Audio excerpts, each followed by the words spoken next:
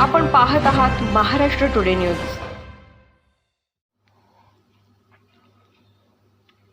नागपूर शहरातील गणेशपेठ येथील मध्यवर्ती बस स्थानक परिसरात उभ्या बसमध्ये आढळलेल्या टिफिन बॉम्बचा बार फुसका निघाला।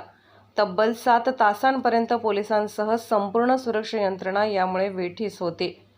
1 फेब्रुवारीला MH40Y5097 या क्रमांकाची बस गडचिरोलीतील चामोर्शी येथून नागपुरात आली। तीत चालक व वाहक झोपले। 2 फेब्रुवारीला चालकाने बस सुरू करण्याचा प्रयत्न केला, मात्र ती सुरू झाली नाही। नादुरुस्त बस स्थानकामागील कार्यशाळेत नेण्यात आली। नागपुरात सुटे भाग उपलब्ध नसल्याने दुरुस्तीसाठी गडचिरोलीहून सुटे भाग मागवण्यात आले। 4 फेब्रुवारीला सुटे भाग आल्याने बस दुरुस्त करण्यात आली। बस दुरुस्तीनंतर मंगळवारी या बसने नागपूर सावनेर नागपूर प्रवासी वाहतूक करण्यात आली। ती पुन्हा कार्यशाळेत ठेवण्यात आली। बुधवारी सकाळी बुटीबोरी परिसरात एक बस नादुरुस्त झाली।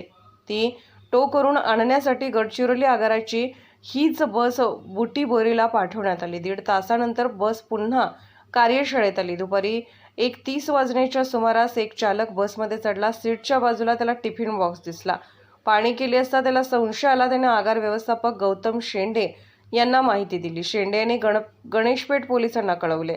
माहिती मिळताच पोलीस उपायुक्त गोरख भामरे, विशेष शाखेच्या उपायुक्त श्वेता खेडकर, दहशतवाद विरोधी पथकाचे सहाय्यक पोलीस आयुक्त अभय पाणेकर, निरीक्षक प्रदीप लांडे व बॉम्बशोधक नाशकाचे पथक तेथे पोहोचले। संपूर्ण परिसर सील केला। बॉम्बशोधन नाशक पथकाने सावधगिरीने टिफिन सुराबर्डीत नेला। सुराबर्डीत टिफिन नष्ट करण्यासाठी नेण्यात आला। यावेळी न्यायवैद्यक प्रयोगशाळेचे अधिकारी व बॉम्बशोधन नाशक पथकाचे पथक उपस्थित होते। प्रयोगशाळेच्या अधिकाऱ्यांनी पाहणी केली। डबा उघडला, त्यात पिवळ्या रंगाची पावडर आढळली।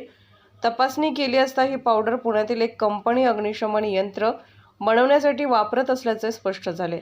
बस नागपुरात आणणाऱ्या चालकाचीही पोलीस कसून चौकशी केली। त्याने ही अग्निशमन यंत्र असल्याचे सांगितले।